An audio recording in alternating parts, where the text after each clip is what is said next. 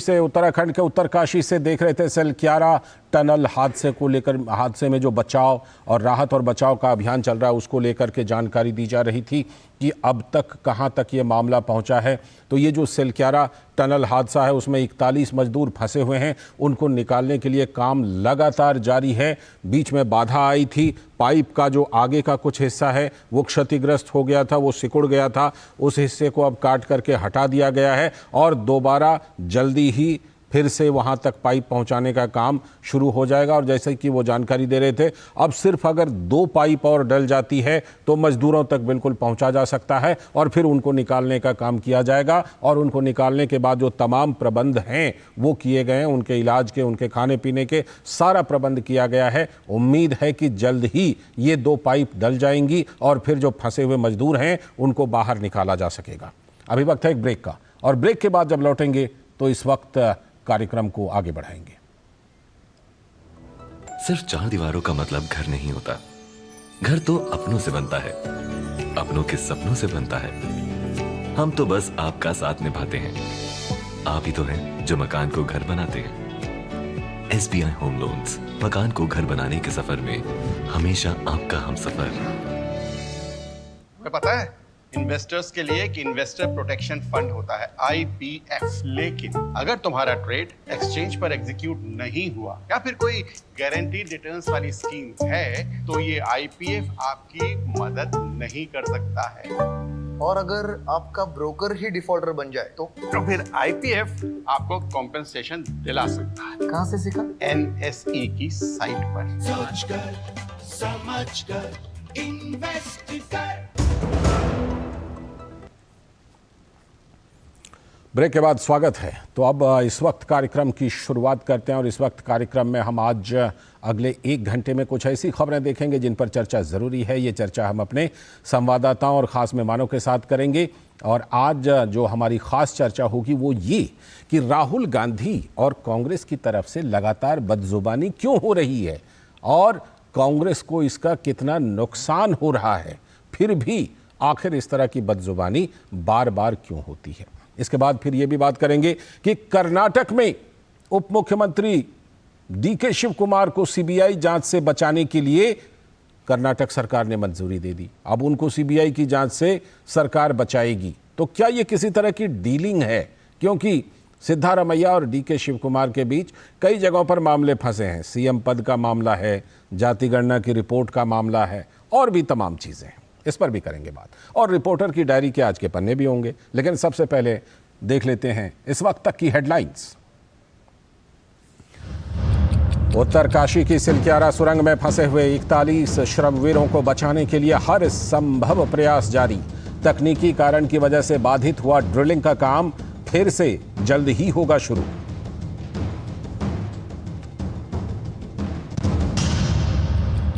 तेलंगाना में चुनाव प्रचार चरम पर। भाजपा के वरिष्ठ नेता अमित शाह की निजामाबाद में चुनावी रैली और रंगारेड्डी में रोड शो। वहीं कांग्रेस नेता राहुल गांधी और DK शिव कुमार भी हैदराबाद में करेंगे रोड शो।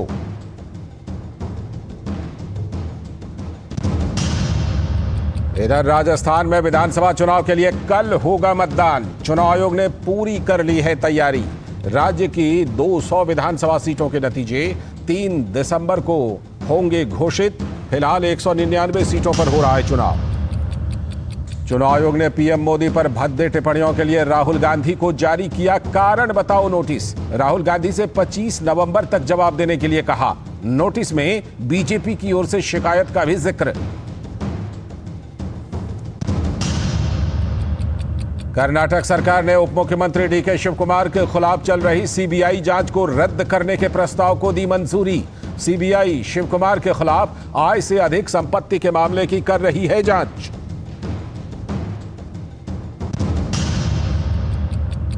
पतर के कोर्ट ने पूर्व भारतीय नौसेना कर्मियों की अपील को स्वीकार की। मौत की सजा पाए नेवी के 8 पूर्व अफसरों को राहत मिलने की उम्मीद। जल्द ही होगी सुनवाई। और इजरायल और हमास के बीच आज से 4 दिन का संघर्ष विराम हुआ शुरू। बंधक महिलाओं और बच्चों के पहले समूह को हमास करेगा रिहा। गाजा में अतिरिक्त मानवीय सहायता पहुंचनी होंगी शुरू। तो ये थी इस वक्त तक की हेडलाइंस। अब बारी है आज की खास चर्चा की, और आज की जो हम खास चर्चा करने वाले हैं कि आखिर कहां लेवल को लेकर जा रही है कांग्रेस पार्टी और खासतौर पर राहुल गांधी। सवाल इसलिए उठ रहे हैं क्योंकि हाल में भी ऐसे ऐसे शब्द बोले हैं, जेब कतरा, पनौती, नीच, चोर, ऐसी भद्दी भाषा राहुल गांधी के सोशल मीडिया कैंपेन का बड़ा एजेंडा लग रहा है, क्योंकि बार बार इसका इस्तेमाल हो रहा है। लेकिन ऐसा लगता है कि राहुल गांधी की इस बदजुबानी से कांग्रेस पार्टी का बड़ा नुकसान ही हुआ है। तो चुनाव आयोग ने पीएम मोदी पर पनौती, जेब कतरे जैसी भद्दी टिप्पणियों के लिए राहुल गांधी को कारण बताओ नोटिस जारी किया है, और चुनाव आयोग ने नोटिस जारी करते हुए राहुल गांधी से 25 नवंबर तक जवाब देने के लिए कहा है, और इस नोटिस में बीजेपी की ओर से की गई शिकायत का जिक्र है। राहुल गांधी इस तरह के बयान देने के आदी हो गए हैं ऐसा लगता है, क्योंकि उन्हें पता है कि उनकी सेहत पर तो इससे कोई फर्क पड़ेगा नहीं, लेकिन पार्टी को तो भारी नुकसान उठाना पड़ता है। आप जरा पीछे जाएं, 2019 के लोकसभा चुनाव में देखिए, राहुल गांधी ने नारा उछाला, चौकीदार चोर है। सोशल मीडिया पर तो खूब ट्रेंड किया, लेकिन कांग्रेस तो बुरी तरह फिर से पराजित हुई थी 2019 में। राहुल गांधी ने पीएम के लिए जेब कतरा शब्द का भी इस्तेमाल किया और लोगों को बड़ी बारीकी से समझा रहे थे कि लाखों करोड़ रुपए उद्योगपतियों को बांट दिए गए। यह महज एक गलती नहीं है, क्योंकि गलती एक बार होती है। राहुल गांधी के इस तरह के बेतुके बयानों की तो लंबी सी फहरिस्त है। तो जानकार मानते हैं कि ऐसे बयान लोगों के बीच उन्हें अपरिपक्व ही साबित करते हैं। इस तरह के बयान जो कहते हैं वो कि आप जो भी खरीदते हो वो पैसा अडानी के पॉकेट में जाता है। पार्टी अध्यक्ष मल्लिकार्जुन खड़गे भी राहुल के बयान का समर्थन करने आगे आ जाते हैं, तो दूसरे वरिष्ठ नेता भी इसे सही ठहराने के लिए तर्क देते ही रहते हैं। लेकिन इतिहास गवाह है कि पिछले 20 वर्षों में भद्दी भाषा और बेतुके बयानों को लेकर कांग्रेस पार्टी ने कितना भारी नुकसान उठाया है। 2017 में भी मणिशंकर अय्यर के बयान को जरा याद कीजिए। नीच शब्द बोला था और गुजरात से कांग्रेस को चलता कर दिया था। 2017 के विधानसभा चुनाव की बात हो रही है। पीएम मोदी के खिलाफ अभद्र भाषा का जवाब जनता देती है। सोनिया गांधी का बयान मौत का सौदागर, गुजरात अस्मिता का बड़ा मुद्दा बन गया था। ये बात 2007 की है। तो गालियों की इस लंबी फहरिस्त को लेकर पीएम मोदी जनता के बीच चले जाते हैं और कहते हैं कि इन कंकड़ों को तो जोड़कर हम देश के लिए महल बनाते हैं। तो जानकार मानते हैं कि राहुल गांधी और कांग्रेस के इन भद्दे और बेतुके बयान से जनता को तो कुछ नहीं मिलता, और भला मिल भी क्या सकता है, लेकिन ये संदेश लोगों के बीच जरूर चला जाता है कि पीएम मोदी और बीजेपी के खिलाफ बोलने के लिए कांग्रेस के पास शायद कोई तर्क नहीं है, इसीलिए इस तरह के शब्दों का इस्तेमाल किया जाता है। और यह भी बात है कि जो विकास का दावा है पीएम मोदी का, बीजेपी का, उनको आप सबूत के साथ जरूर झुठला सकते हैं, लेकिन ऐसे आप शब्दों के जरिए तो बिल्कुल ही नहीं झुठला पाएंगे। तो कांग्रेस नेता राहुल गांधी ने अपने बयान में कहा कि बीजेपी ने अडानी की जेब में पैसा डाला। सुनिए। आपकी जेब में से पैसा, जब आप पेट्रोल खरीदते हो, जब आप शर्ट खरीदते हो, जब आप पैंट खरीदते हो, जब आप ढाबे में खाना खाते हो, आपकी जेब में से पैसा जा रहा है, सीधा ट्रांसफर हो रहा है अडानी की जेब में। जब आप ढाबे में खाना खाते हो, आपकी जेब में से पैसा जा रहा है, सीधा ट्रांसफर हो रहा है अडानी की जेब में। तो केंद्रीय मंत्री अनुराग सिंह ठाकुर ने राहुल गांधी के बयान पर पलटवार किया और कहा कि कांग्रेस के इन भद्दे बेतुके बयान से जनता को तो कुछ नहीं मिलता है। कांग्रेस जाति, धर्म, संप्रदाय के नाम पर बांटकर अंग्रेजों की तरह सत्ता हथियाने के हर तरह के प्रयास करती है। कभी मोदी जी को घटिया से घटिया शब्दों का प्रयोग करके केवल एक व्यक्ति ने, देश के प्रधानमंत्री के खिलाफ उस तरह की टिप्पणी करना अपने आप में एक आपत्तिजनक बात है। लेकिन जितनी बार इन्होंने मोदी जी के ऊपर कीचड़ उछाला, उतने ही निखर कर मोदी जी बाहर आए, उतना ही जनता का और समर्थन मिला है। तो आज की चर्चा हम इसी पर करेंगे कि आखिर क्यों बार बार राहुल गांधी ऐसे शब्दों का इस्तेमाल करते हैं, क्यों कांग्रेस पार्टी के नेताओं के द्वारा उनका समर्थन किया जाता है, बल्कि अन्य नेता भी कई बार इस तरह के शब्दों का इस्तेमाल करते हुए नजर आते हैं। चर्चा के लिए हमारे साथ हमारे सलाहकार संपादक विनोद मिश्र जी जुड़ चुके हैं। साथ में अमित गोयल जी भारतीय जनता पार्टी के प्रवक्ता और एडवोकेट महिमा सिंह जी कांग्रेस की प्रवक्ता। बहुत बहुत स्वागत अमित जी, महिमा जी, आप दोनों का बहुत बहुत स्वागत। मैं इस चर्चा को विस्तार देता हूं विनोद जी के जरिए। विनोद जी, जिस तरह से कि ये पूरा का पूरा मामला हम देख रहे हैं कि जब कभी भी राहुल गांधी इस तरह के बयान देते हैं तो उस पर काफ़ी चर्चा होती है। चर्चा होने के बाद कांग्रेस नेताओं की तरफ से सिलसिला चल पड़ता है कि हाँ, इसे सही ठहराया जाए, और दूसरी तरफ भारतीय जनता पार्टी हमलावर होती है और कई बार उनके खिलाफ चुनाव आयोग हो, अदालत हो, वहाँ पर भी मामला चला जाता है। ऐसे में कुल मिलाकर के कहीं ना कहीं एक तरह का बूमरैंग ही उछालते हैं राहुल गांधी, जो कि वापस उनके ऊपर और उनकी पार्टी के ऊपर आकर के पड़ जाता है। लालजी, जैसा कि आप अपनी रिपोर्ट में बता रहे थे, तो ये बात तो कांग्रेस के नेतृत्व को और कांग्रेस के नेताओं को इस बात को समझ में आई होगी कि इस अभद्र भाषा और बेतुके बयान का इस देश के जनता के बीच में क्या असर है और किस तरह से जनता रिएक्ट करती है। उन्होंने एक बार नहीं, पिछले लगातार आपने देखा कि चुनाव में इन सब चीज़ों का नतीजा उनके सामने में होता है। लेकिन इसके बावजूद भी कल इलेक्शन कमीशन ने राहुल गांधी को एक नोटिस थमाया है उनके बेतुके बयान और अभद्र टिप्पणी को लेके जी।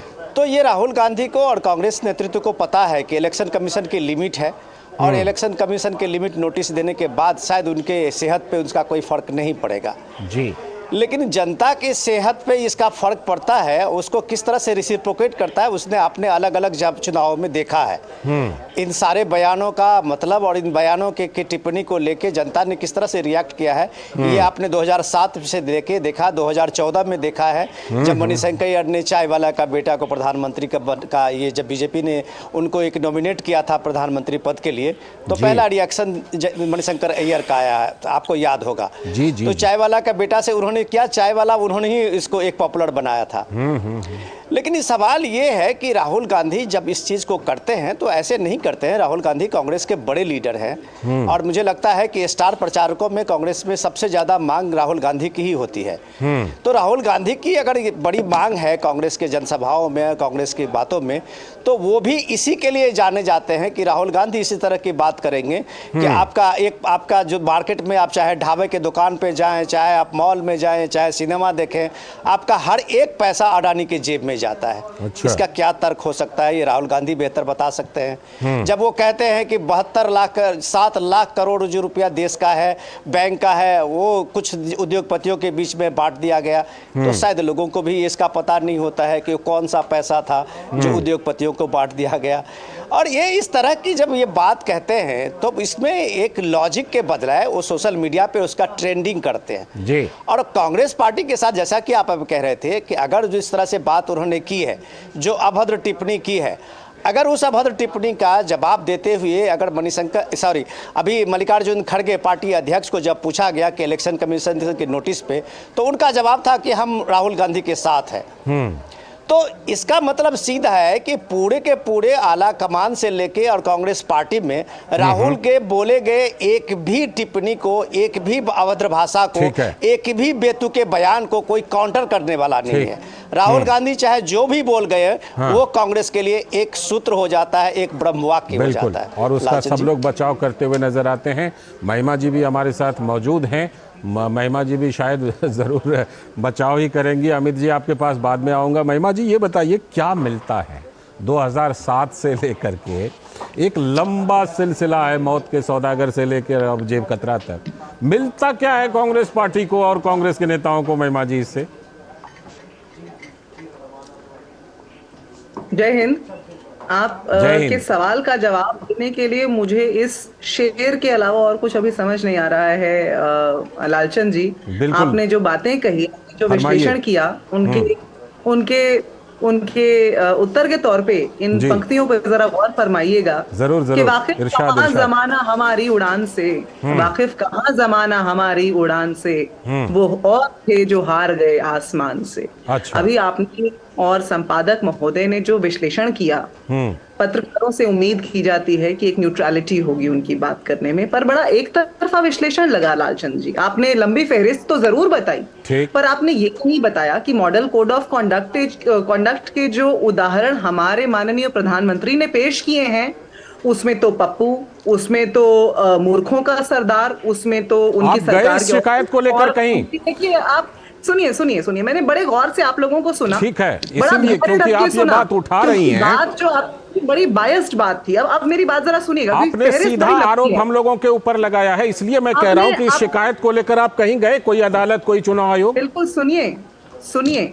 आपने जो मैं आरोप लगा रही हूँ उसका बेसिस भी बता रही हूँ, उसका आधार भी बता रही हूँ, उस तरह गौर से सुनिएगा। ठीक है। तो मूर्खों का सरदार, राहु काल, विदेशी गाय, कांग्रेस की विधवा, सूर्पणखा हमारी एक नेता को कहा गया था, विदेशी माता का पुत्र कभी देशभक्त नहीं हो सकता, विदेशी ताकतों का मोहरा बताया गया राहुल गांधी जी को, यहाँ तक हाइब्रिड बछड़ा कहा गया कि ये जर्सी गाय का हाइब्रिड बछड़ा है।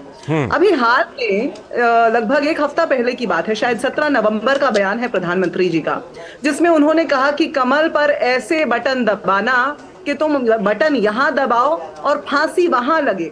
हमारे नेताओं ने इस पर आपत्ति दर्ज की और चुनाव आयोग को लिखा और ये कहा कि इसके ऊपर तुरंत प्रधानमंत्री देश के जब ऐसी नफरत फैलाते हो तो ये समझा जा सकता है कि चुनाव आयोग को तुरंत उसके ऊपर कार्रवाई करनी चाहिए, लेकिन नहीं की गई। मॉडल कोड ऑफ कॉन्डक्ट के ब्रीचेस में अभी आपने गुजरात चुनाव की बात की। गुजरात चुनाव में राणिप के अंदर वोट करने गए थे प्रधानमंत्री, 1 किलोमीटर का रोड शो करते हुए। क्या breach of model code of conduct नहीं था? ठीक है। लेकिन जब बात राहुल गांधी जी की आती है, एकमात्र आवाज आज जो बुलंदी से तानाशाही की ताकतों को चुनौती देती है, तो बहुत जल्दी आलोचना शुरू हो जाती है। पूरी बात आ गई है। बार बार टारगेट किया जाता है, कभी हाइब्रिड बछड़ा बोल करके, कभी पप्पू बोल करके, तो दुखद है आज तक उस पर कोई चर्चा नहीं की गई। आपकी पूरी बात आ गई। एक मंत्री का आपने अभी एक मंत्री बयान बताया, अनुराग सिंह ठाकुर का। मैं आपसे एक बात कहता हूँ, वही मंत्री। ठीक है, सुनिए, आपकी पूरी बात आ गई है। देखिए आप लगातार हस्तक्षेप करते रहे नहीं, लालचंद जी, बिल्कुल नहीं, आप तो बात रखिए नहीं जा सकती ना। आप रखिए चर्चा पूरी बात। ये है, आप मुझे समय निर्धारित कर दीजिए, मैं उतने समय में अपनी बात पूरी करूंगी, पर उसमें हस्तक्षेप मत कीजिए। ठीक है, आप कीजिए, कंक्लूड कीजिए। बिंदु जो है वो डाइल्यूट हो जाता है। मेरे आधार जो है वो मुझे लगता है कि जरा जनता तक वैसे नहीं पहुंचेगा जैसे पहुंचना चाहिए, क्योंकि आप लगातार हस्तक्षेप कर रहे हैं। आपकी बात आ गई। मैं आपसे ये कह रहा था कि आपको संवैधानिक संस्थाओं पर भरोसा है ना? आपको अगर लगा कि पीएम ने या बीजेपी के किसी नेता ने कहीं पर कुछ गलत कहा है तो आपने उसकी शिकायत की ना। ठीक उसी तरह से अगर आज राहुल गांधी जी के खिलाफ शिकायत हुई है और उनको नोटिस दिया गया है और हम अगर उस मुद्दे पर चर्चा कर रहे हैं, तो आप इस तरह से इल्जाम का क्या आधार हो सकता है? मैं ये कह रहा हूं, मैं आपसे सीधा सवाल पूछ रही हूं। पूछिए। आज तक क्या आपने राहुल गांधी जी को जो नाम बुलाए गए प्रधानमंत्री के द्वारा स्वयं या उनके मंत्रियों द्वारा, उस पर कितनी चर्चाएं की हैं आपने? उसके बारे में कहां पर शिकायत दर्ज की और कहां किनको उन शब्दों को लेकर नोटिस मिला है, मुझे बताइए। आप ये बताइए। नोटिस तो देखिए, हम यही बता रहे हैं कि हमने चुनाव आयोग को, आप क्या इस बात को सही मानते हैं कि कमल का बटन यहां दबाओ और फांसी उनको वहां मिले? हम ऐसे किसी अपशब्द को सही नहीं मानते हैं, लेकिन यह भी बात है कि चुनाव प्रचार के दौरान आपकी तरफ से भी दूसरी तरफ से भी बहुत सारी ऐसी चीजों का इस्तेमाल होता है, लेकिन उसमें एक सिल्वर लाइन, उसमें एक लक्ष्मण रेखा होनी चाहिए। महिमा जी, आऊंगा आपके पास दोबारा। नहीं लालचंद जी, सुनिए, क्योंकि आप अपनी बात को वहां छोड़ रहे हैं जहां आपका जो विश्लेषण है वो सहयोग देता है। लेकिन मैं आपको एक बात जरूर ये यहाँ पर कह देना चाहती हूँ कि जब हमने चुनाव आयोग को लिखा, हम तो संवैधानिक संस्थाओं के बारे में लगातार चेता रहे हैं। आज इस देश के अंदर 95% केसेस विदेशी विपक्षी पार्टियों के ऊपर ही हैं। तो ये सत्य का बखान करती है, ये तथ्य अपने आप में सत्य का बखान करते हैं। चुनाव आयोग को लिखे जाने के बावजूद कमल का बटन यहाँ दबाओ, ठीक है, यानी आप सीधा सवाल वहां पर खड़े कर रही हैं। मैं आऊंगा आपके पास। अमित जी की बात आ जाने दीजिए। ठीक है, भाजपा की वजह से खड़े। यही मैं जानना चाहता था कि आप संविधान संस्थाओं पर भी सवाल खड़े कर रही हैं। अमित जी, मैं नहीं कर रही। आपने चुनाव आयोग की बात कही ना कि हमने शिकायत की लेकिन वहां से कार्रवाई नहीं होती। मैं आऊंगा उस पर। अमित जी, ये बताइए कि आप इनका आरोप है कि आप भी ऐसी चीजों का जब इस्तेमाल करते हैं तो फिर आपको ये क्या हक है कि जब ये इस तरह के शब्दों का इस्तेमाल करें तो आप ऐसी चीजों के खिलाफ शिकायत करें या आपत्ति दर्ज कराएं? बताइए अमित जी। देखिए लालचंद जी, पहली बात तो ये है कि प्रभु जिनको दारुण दुख दे ताकि मति पहले हर ली। और मैं समझता हूँ 2014 के बाद से लगातार देश देख रहा है कि किस तरह राहुल गांधी की मति हर ली गई है। कांग्रेस का पूरे इतिहास में 2014 से लेके अब तक के इतिहास में राहुल गांधी एकमात्र ऐसे नेता हैं जिनके नेतृत्व में कांग्रेस पार्टी इतनी दुर्गति को प्राप्त हुई है, पहली बात। दूसरी बात, आप 2014 का चुनाव याद करिए, कांग्रेस की नाम नहीं लूंगा, आप भी समझ जाएंगे और हमारी बहन जी भी समझ जाएंगी। उन्होंने मोदी जी को मौत का सौदागर कहा, एक ने चाय वाला कहा। 2014 में ही एक इमरान मसूद करके समाजवादी पार्टी के नेता उन्होंने कहा मोदी जी के बोटी काट डालनी चाहिए। 4 दिन बाद जाके राहुल गांधी पार्टी में शामिल कर लिया। उसके बाद मोदी जी गंदी नाली का कीड़ा, अभी दोबारा वापस आए वो कांग्रेस में। रावण, राक्षस, इतनी सारी अगर आपको फहरिस्त बताऊंगा मोदी जी को गालियां देने की, तो आप कुछ चौंकेंगे कि देश के प्रधानमंत्री के बारे में किस तरह के विचार कांग्रेस पार्टी के नेताओं ने कही। मैं आपको बहुत छोटी सी बता दूं, महिमा जी ने जो आपके ऊपर आरोप लगाया है कि आप भी ऐसे शब्दों का इस्तेमाल करते हैं, उस पर दीजिए जवाब। लालचंद जी मैं आपको बता दूं, ऑफिशियली इन्होंने कहा पप्पू कहा गया। आप चेक कर लीजिए अच्छी तरह। सदन के फ्लोर पर पहली बार राहुल गांधी जी को अगर किसी ने पप्पू कहा तो अधीर रंजन जी ने कहा। उन्होंने एक सवाल का जवाब देते हुए कहा राहुल गांधी जी को पप्पू मत समझिए। अमित शाह जी उठे सदन में तुरंत उन्होंने ऑब्जेक्शन किया कि सदन के माननीय सांसद के बारे में इस तरह के शब्दों का प्रयोग नहीं हो सकता है। पहली बार सदन के फ्लोर पर अगर किसी ने पप्पू बोला राहुल गांधी को, अधीर रंजन जी ने बोला। आता हूँ महिमा जी, आपके पास भी आऊंगा। कांग्रेस पार्टी को ये लगता होगा कि इस तरह के बचकाने बयान देकर कोई कांग्रेस पार्टी का ग्राफ ऊपर उठेगा, राहुल गांधी का ग्राफ ऊपर उठेगा। मैं समझता हूँ राहुल गांधी जी को लोग पॉलिटिशियन नहीं मानते हैं, एक्सीडेंटल पॉलिटिशियन नहीं है। मतलब ये मानने की बात है कि कॉमेडियन होते हैं ना तो बहुत कपिल शर्मा के ऊपर बड़ा शो चलता है इनका। ठीक है, लोगों के ये शब्दों का चयन देखिए, बात करता है। ये शब्दों का स्तर, ठीक है। शब्दों की मर्यादा कम से कम हमारे इस बहस में बनी हुई रहे, हमारे सभी के बीच बनी हुई रहे। हाँ, मैंने तो बिल्कुल भी मैंने उनको नहीं कहा, मैंने कहा वो एक्सीडेंटल पॉलिटिशियन है। मैं कह रहा हूं कॉमेडियन में गाली तो नहीं है, कॉमेडियन बड़े कॉमेडियन में। अब ये लेकिन कहते हैं ना कि भाई अब जब महिमा जी जेब कतरा और कॉमेडियन को एक प्लेटफॉर्म पर ला देती है तो क्या किया जाए, बताइए। नहीं, और एक बात मैं आपको और कहता हूँ लालचंद जी, आप ये बताइए पनौती शब्द का जो प्रयोग उन्होंने देश के प्रधानमंत्री ने किया, तो मैं समझता हूँ अमेठी की जनता ने दूर किया पनौती। तो उन्होंने तो पीएम का पूरा फॉर्म समझाया, पी मतलब पनौती, एम मतलब मोदी, पूरी तरह उन्होंने समझाया। मैं कह रहा हूँ ना, राहुल गांधी कह रहे हैं, राहुल गांधी के लिए तो जब से मोदी आए कांग्रेस के ऊपर तो बिल्कुल आप देखिए कि बादल छाए हुए। लौटता हूँ आपके पास, लौटता हूँ महिमा जी आपके पास भी लौटूंगा। महिमा जी आप काउंटर कीजिएगा, महिमा जी जरूर काउंटर कीजिएगा। अमित जी आपके पास भी लौटता हूँ, आप दोनों के पास लौटूंगा। विनोद जी, हाँ आप 10 सेकंड का कुछ बात कहिए। हाँ कहिए। ये शब्द राहुल जी का दिया हुआ कतई नहीं है, ये जनता का दिया हुआ शब्द है। वो तब तक था महिमा जी, वो तब तक था जब तक उधर से किसी ने बोला। लेकिन जब पीएम में पनौती मोदी राहुल गांधी साफ तौर पर समझा रहे हैं तो अब क्या कहा जाए। अब ये बचाव नहीं हो सकता। पीएम को पनौती मोदी कह के वो बता रहे हैं। देखिए ये जनता ने समझाया। ये राहुल गांधी बोल रहे हैं अपनी बाइट में, राहुल गांधी रैली में बोल रहे हैं। महिमा जी आ रहा हूं आपके पास, मैं यही बता रही हूँ आपको। सुनिए, इससे तो कोई इनकार नहीं कर रहा। हमने तो शुरू में बताया ना कि हमने शुरू में बताया हौसलों के बारे में। अब आप जनता की आड़ नहीं ले सकते हैं क्योंकि राहुल गांधी ने साफ तौर पर बोला है। नहीं है, कोई आड़ लेने की आवश्यकता ही नहीं है हमें। हमें न तो आड़ लेने की आवश्यकता है लालचंद जी, आ रहा हूँ विनोद जी, आ रहा हूँ। लेकिन पनौती शब्द जो है उसका इस्तेमाल जनता यदि कर रही है। ठीक है, भारत की जनता आऊंगा अमित जी आपके पास भी आऊंगा, महिमा जी आपके पास भी आऊंगा। जरा मुझे विनोद जी के पास चले दीजिए, मैं आता हूँ। भारतीय जनता पार्टी आप दोनों के पास आता हूँ। जनता आखिर हमारे प्रधानमंत्री को पनौती क्यों समझ रही है? ठीक है, आपका ठीक है, आपकी बात आ गई। मैं विनोद जी के पास। विनोद जी विनोद जी, मैं सर पे बैठाकर चल रही है। आ रहा हूँ अमित जी, आ रहा हूँ, पूरा जवाब दीजिएगा। विनोद जी, महिमा जी ने बात उठाई, सीधा आरोप लगाया हमारे ऊपर, चुनाव आयोग के ऊपर, संस्थाओं के ऊपर। आप देखिए, महिमा जी के कहने पर एकदम सीधा सवाल हमने अमित जी से पूछा कि नहीं पूछा ना कि भाई आपकी तरफ से भी इस तरह की चीजें आती हैं, लेकिन फिर भी महिमा जी को अगर आपत्ति है हम लोगों से, तो उस आपत्ति को जरा आप भी दूर कीजिए। देखिए, आप गलत महिमा जी, आप एक मिनट आप सुन लीजिए। अब आप सुनिए, विनोद जी के भी नजरिए को सुनिए। हाँ मैडम, हम लोगों का भी सुन लीजिए जी। तो मैं सीधा ही कह रहा हूं कि ये कांग्रेस के प्रवक्ताओं में एक तरह का जो एक चलन बना है, महिमा जी, मैं आपके लिए नहीं कह रहा हूं कि आते ही सबसे पहले आप लोग एंकर को और पूरे उस न्यूज के जो एनालिसिस है या रिपोर्ट है उसको ही आप बुलडोज करने की कोशिश करते हैं। हमने आपके सामने में तथ्य रखा है, उस रिपोर्ट को आप माने या ना माने एक आपकी मर्जी है, आप अपना तर्क आपने तो रखा है बिल्कुल, लेकिन आप जब बुलडोज करते करते आप एक तरह से पूरे, जिस तरह से आपने अभी इलेक्शन पे सवाल उठाया, आपने हमारे एडिटोरियल पे सवाल उठाया, आपने सीधे सीधे सवाल ही उठाते जा रहे हैं।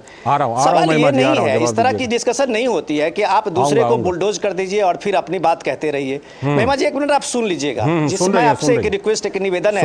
सुन रही हैं। 2019 में आपके ही नेता ने, राहुल गांधी ने, जब ये नारा दिया था कि चौकीदार चोर है, उसका जवाब लोगों ने दिया और सारे लोगों के तरफ से सोशल मीडिया में जब वायरल हुआ वही चीज़ कि हम चौकीदार, और ये चौकीदार का जो इतना स्लोगन बना कि आप ये सोचिए कि 2019 का नतीजा क्या हुआ। इस पनौती का भी कौन पनौती होगा, ये फैसला फिर आपको 2024 में दिखेगा। लेकिन सवाल ये नहीं है, सवाल मर्यादा की है। जो बात हम कह रहे हैं, जो बात पे हम लोग डिस्कस कर रहे हैं, आपके पास तर्क होनी चाहिए। जब आप राहुल गांधी, आपके नेता, ये मुझे नहीं कहना चाहिए, दोनों के पास आऊंगा, विनोद जी की बात लेकिन जस्ट हम आपको एक एग्जांपल दे रहे हैं कि जब वो बताते हैं कि आपके हाथ में जो मोबाइल है वो मोबाइल चाइना का है, ये मेड इन चाइना का फोन आप लेके जा रहे हैं, तो प्राइम मिनिस्टर मोदी ने उसका जवाब देते हुए कहा था कि ये ज्ञान कहां से लाते हैं कि इंडिया अभी नंबर 2 का मोबाइल मेकर है, मेड इन इंडिया।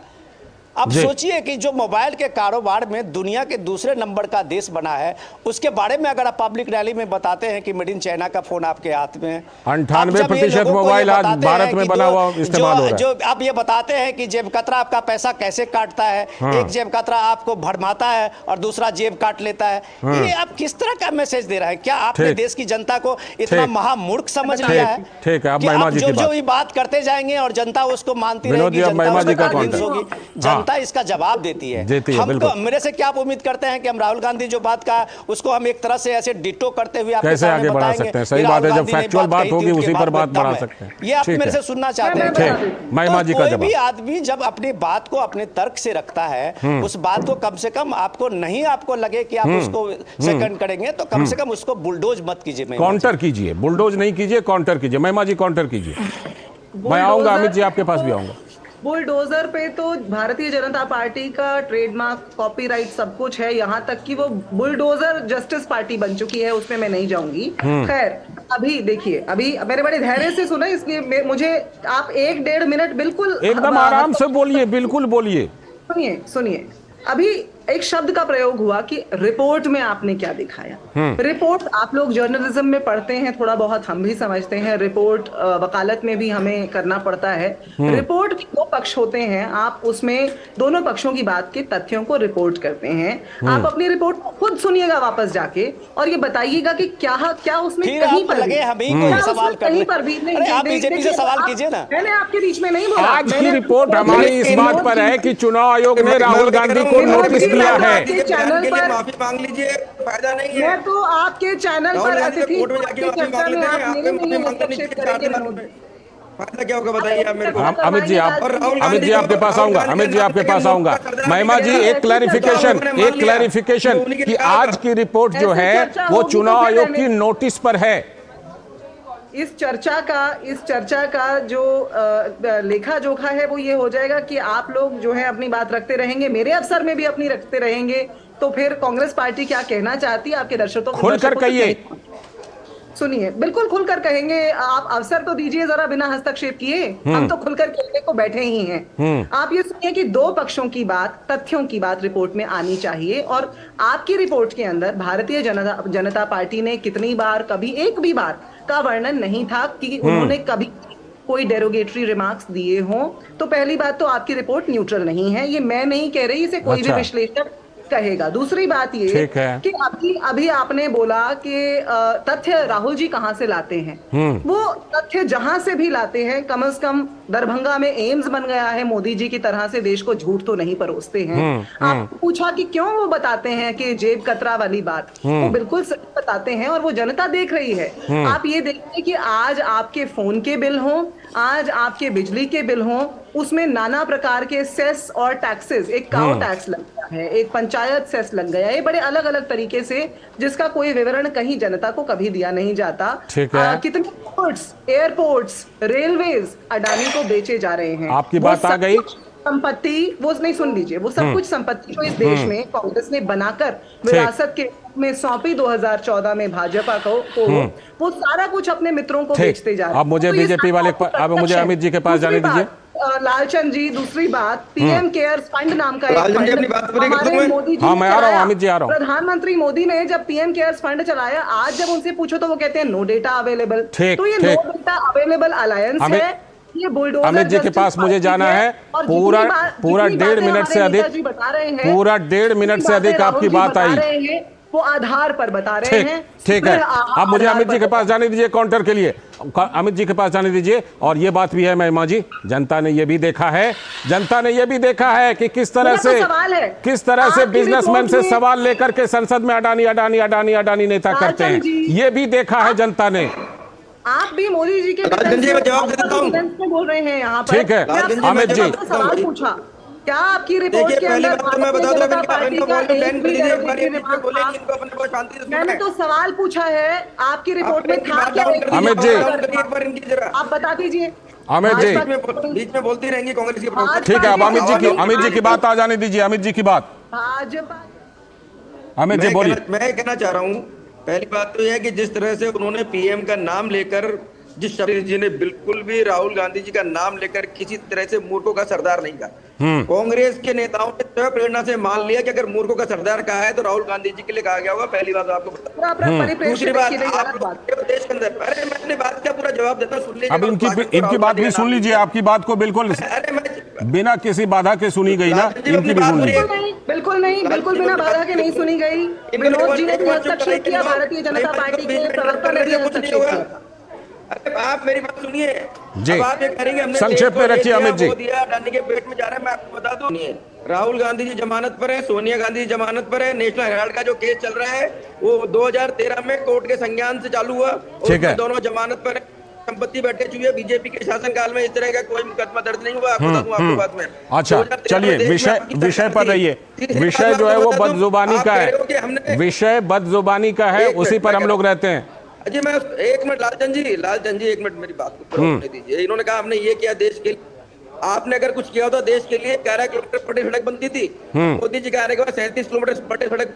ठीक है, लोगों को रोजगार मिलता है, देश भर की फैक्ट्रियां। चलिए फिलहाल ये जरूर हम कहेंगे कि ये बदजुबानी जो है अभी चुनाव आयोग की नजर में है। चुनाव आयोग ने जब इस पर जवाब मांगा है तो अब राहुल गांधी वहां पर जवाब देंगे। ठीक, आप ये बताइए, आपके देश, आपकी पार्टी के नेता भारत के बाहर जाके पाकिस्तान से जाके सहायता मांगते हैं। ठीक है, चलिए शुक्रिया फिलहाल के लिए। अब समय की कमी है। अमित जी बहुत बहुत शुक्रिया, महिमा जी शुक्रिया, विनोद जी आपका भी बहुत बहुत शुक्रिया, थैंक यू। तो फिलहाल वक्त है एक ब्रेक का, और ब्रेक के बाद जब लौटेंगे तो बात करेंगे कि कर्नाटक में क्या डीके शिव कुमार को बचाने की तैयारी कर रही है सिद्धारमैया सरकार। तुम्हें पता है इन्वेस्टर्स के लिए एक इन्वेस्टर प्रोटेक्शन फंड होता है, IPF। लेकिन अगर तुम्हारा ट्रेड एक्सचेंज पर एग्जीक्यूट नहीं हुआ या फिर कोई गारंटीड रिटर्न्स वाली स्कीम है तो ये IPF आपकी मदद नहीं कर सकता है। और अगर आपका ब्रोकर ही डिफॉल्टर बन जाए तो फिर IPF आपको कॉम्पेंसेशन दिला सकता है। कहां से सीखा? NSE की साइट पर। सोचकर समझकर इन्वेस्ट कर। स्वागत है, आप देख रहे हैं डीडी न्यूज पर। इस वक्त रुख करते हैं कर्नाटक का, जहां कर्नाटक सरकार ने उप मुख्यमंत्री डीके शिव कुमार के खिलाफ चल रही CBI जांच को रद्द करने के प्रस्ताव को मंजूरी दे दी है। तो डीके शिव कुमार को बचाने के लिए कर्नाटक की सिद्धारमैया सरकार ने CBI जांच को रद्द करने के प्रस्ताव को मंजूरी दे दी है। दरअसल CBI शिव कुमार के खिलाफ आय से अधिक संपत्ति के मामले की जांच कर रही है। इसी से बचाने के लिए सिद्धारमैया सरकार ये फैसला ले रही है। राज्य में कैबिनेट मंत्री प्रियांक खरगे ने कहा कि जांच तो बीजेपी सरकार ने दी थी जो असंवैधानिक थी। उनका यही तर्क है कि इसीलिए हम इसे वापस ले रहे हैं। तो माना जा रहा है कि राज्य सरकार डीके शिव कुमार को केस से मुक्त कराने के लिए कोर्ट तक जा सकती है और वहां से शिव कुमार के मामले को खारिज करने के लिए कह सकती है। कर्नाटक में कांग्रेस सरकार में चल रहे उथल पुथल के बीच डीके शिव कुमार को यह तोहफा मिला है तो सिद्धारमैया के लिए भी राहत भरी खबर है। इसलिए क्योंकि दोनों के बीच जो तनातनी है उसमें इससे कोई डील हो सकती है।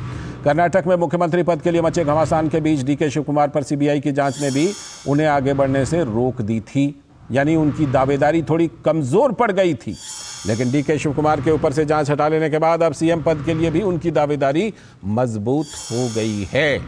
हालांकि जो जाति गणना की रिपोर्ट है उसको सार्वजनिक करने के मुद्दे पर सिद्धारमैया के लिए डीके शिव कुमार का विरोध अब खत्म होने की संभावना है। इसी डील की हम बात कर रहे थे कि क्या ऐसी कोई बात हुई है क्या। गौरतलब है कि कर्नाटक हाईकोर्ट में सीबीआई की जांच का मामला चल रहा है, लेकिन सरकार ने उन्हें अलग से राहत देने की कोशिश की है डीके शिव कुमार को। तो उप मुख्यमंत्री डीके शिव कुमार के खिलाफ आय से अधिक संपत्ति के मामले में कर्नाटक कैबिनेट के फैसले पर कर्नाटक के मंत्री प्रियांक खरगे ने कहा कि तत्कालीन बीजेपी की सरकार सीबीआई को मंजूरी देना ही उनके लिए गैर कानूनी था। The then BJP's government for sanctioning to CBI itself was illegal. As per their own criteria, it did not meet. I have spoken in detail how they have misused the government, how they have misconstrued the guidelines to ensure that the Congress leaders are tied up under the CBI, IT and ED. Their own government officers, the then government officers, had written saying that there is no FIR and we cannot give it to the CBI. So where is their ambiguity? It is completely politically motivated. Ayesha Khan अब हमारी संवाददाता बेंगलुरु से जुड़ चुकी हैं। आयशा, क्या किसी भी तरह की सिद्धारमैया और डीके शिव कुमार के बीच तमाम चीज़ों को लेकर थी, सीएम पद हो, जाति गणना की रिपोर्ट हो, तमाम ऐसे मुद्दे थे, क्या किसी तरह की कोई डील हुई है क्या चर्चा है? जी देखिए, बहुत ही विचित्र लग रहा है ये फैसला, क्योंकि कल कैबिनेट में ये फैसला लिया गया और इस कैबिनेट में डीके शिव कुमार शामिल नहीं थे क्योंकि ये कॉन्फ्लिक्ट ऑफ इंटरेस्ट की बात कर रहे थे।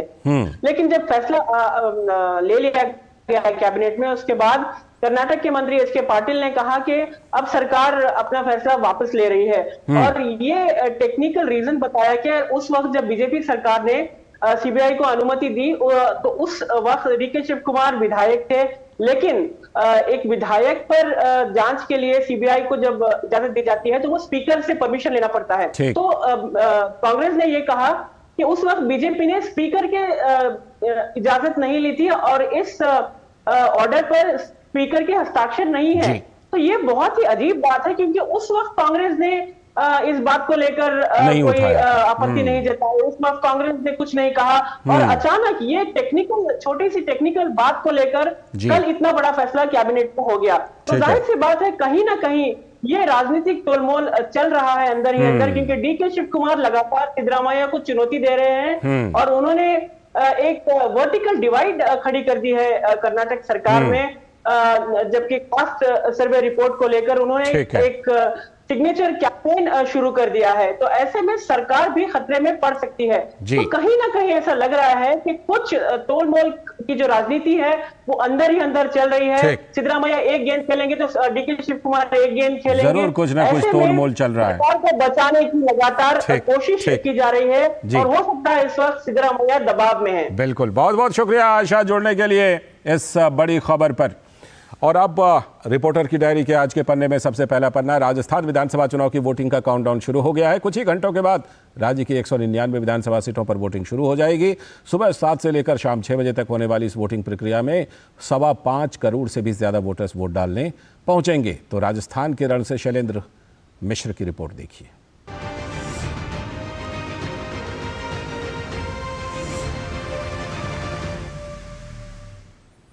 राजस्थान में एक चरण में 25 नवंबर को मतदान होना है और उसके लिए जो पोलिंग पार्टियां हैं वो आज रवाना होना सुबह से ही शुरू हो गई। 199 विधानसभा सीटों पर कल सुबह 7 बजे से मतदान होगा। इसके लिए पुख्ता तैयारियां की गई हैं, वेबकास्टिंग की व्यवस्था की गई है, सुरक्षा व्यवस्था के व्यापक इंतजाम है और निश्चित तौर पर देखें तो उम्मीद यही है कि मतदान प्रतिशत पिछले मतदान प्रतिशत के मुकाबले बेहतर होगा। यानी 5 साल पहले जो मतदान प्रतिशत था उससे ज़्यादा संख्या में लोग घरों से निकलेंगे। हमने चुनाव प्रचार खत्म होने से पहले देखा, बीजेपी हो या कांग्रेस, किसी ने कोई कोर कसर नहीं छोड़ी मतदाताओं को लुभाने में। बीजेपी की तरफ से सबसे बड़े स्टार प्रचारक प्रधानमंत्री नरेंद्र मोदी की धुआंधार चुनावी जनसभाएं हुई, रोड शो हुए। केंद्रीय गृह मंत्री अमित शाह, बीजेपी के राष्ट्रीय अध्यक्ष जेपी नड्डा समेत बीजेपी के तमाम नेता चुनाव प्रचार के लिए आए और गहलोत सरकार पर जमकर निशाना साधा, कांग्रेस पार्टी पर जमकर निशाना साधा। तो वहीं कांग्रेस की तरफ से मल्लिकार्जुन खड़गे हों, राहुल गांधी हों, प्रियंका गांधी हों, अशोक गहलोत खुद धुआंधार चुनाव प्रचार किया और बीजेपी को लेकर तमाम एक तरह से आरोप लगाए और जनता से अपने पक्ष में मतदान करने की अपील की। तो चुनाव का रंग भी हम कहें कि बहुत तीखा रहा आरोप प्रत्यारोप के बीच जब चुनाव प्रचार चल रहा था। तो ऐसे में अब बारी है आम जनता की, यानी कल 25 नवंबर को 199 विधानसभा सीटों पर उम्मीदवारों के भाग्य का फैसला जनता जनार्दन को करना है। मोटे तौर पर देखें तो बीजेपी और कांग्रेस के बीच ही मुख्य मुकाबला राजस्थान में होता है।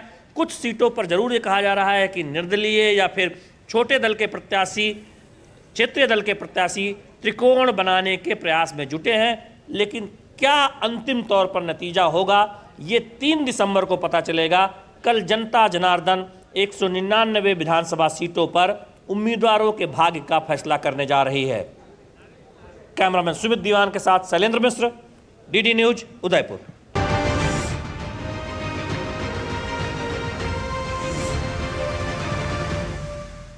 बात राजधानी दिल्ली की, जहां दिल्ली जल बोर्ड में हेरा फेरी का बड़ा आरोप लगा है। तो भारतीय जनता पार्टी ने कहा है कि दिल्ली जल बोर्ड ने 750 करोड़ रुपए ऐसे कामों पर खर्च कर दिए जिनका कोई प्रावधान ही नहीं था।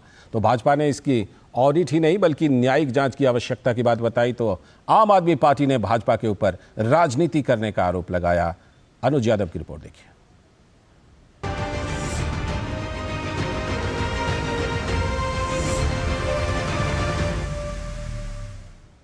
पिछले कई वर्षों से दिल्ली सरकार में भ्रष्टाचार की खबरें मीडिया की सुर्खियां बनती हैं, लेकिन दिल्ली सरकार का दिल्ली जल बोर्ड भ्रष्टाचार का बड़ा अड्डा बन चुका है। इस तरह के आरोप भारतीय जनता पार्टी लगातार लगा रही है। और सबसे बड़ी बात यह है कि दिल्ली जल बोर्ड के पास पूरी दिल्ली की पानी की आपूर्ति की जिम्मेदारी है, लेकिन कई बार देखने में आता है कि दिल्ली के ऐसे इलाकों के अंदर भी जहां पानी की स्थायी व्यवस्था है वहां भी पानी की दिक्कतें सामने आ रही हैं। दिल्ली में पानी की सप्लाई लगातार बाधित होती है। इसके क्या कारण हैं? ये तो निश्चित तौर पर दिल्ली सरकार और दिल्ली जल बोर्ड को इनके जवाब देने होंगे। लेकिन भारतीय जनता पार्टी ने इस बार बड़ा आरोप लगाया है कि दिल्ली सरकार के अंदर दिल्ली जल बोर्ड आता है और दिल्ली जल बोर्ड के अंदर अगर हम बात करें तो पिछले कई वर्षों के अंदर कई हजार करोड़ रुपए के घोटाले हुए हैं। इसका अंदाजा इसी बात से लगाया जा सकता है कि आज से 5-6 वर्ष पहले दिल्ली जल बोर्ड का घाटा 20,000 करोड़ रुपए का था, जो अब 70,000 करोड़ से ऊपर जा चुका है। इतना ही नहीं, दिल्ली की यमुना की सफाई की भी जिम्मेदारी कुछ हद तक दिल्ली सरकार के पास है। अगर सीवेज ट्रीटमेंट प्लांट की बात करें तो वो दिल्ली जल बोर्ड को बनाने थे, लेकिन इस तरह के सीवेज ट्रीटमेंट प्लांट बने ही नहीं हैं और हजारों करोड़ रुपए दिल्ली की यमुना की सफाई पर खर्च हो गए। और दिल्ली की यमुना कितनी साफ हुई उसका सबसे बड़ा उदाहरण इस बार छठ पूजा पे देखने को मिला, जब पूरी यमुना काली थी और झागों से भरी हुई थी। कुल मिलाकर भारतीय जनता पार्टी जो दिल्ली सरकार और दिल्ली जल बोर्ड पर आरोप लगाती है उसका कोई जवाब दिल्ली जल बोर्ड की तरफ से नहीं दिया जाता। पिछले दिनों में जो दिल्ली की जल मंत्री हैं आतिशी, उन्होंने इस बात को कहा है कि उनके फंड को रोक दिया गया है। लेकिन सबसे बड़ी बात है कि पिछले कई वर्षों के दौरान जो हजारों करोड़ रुपए का फंड दिया गया था वो आखिर कहां गया। अपने कैमरामैन मनमोहन के साथ अनुज यादव, डीडी न्यूज, दिल्ली।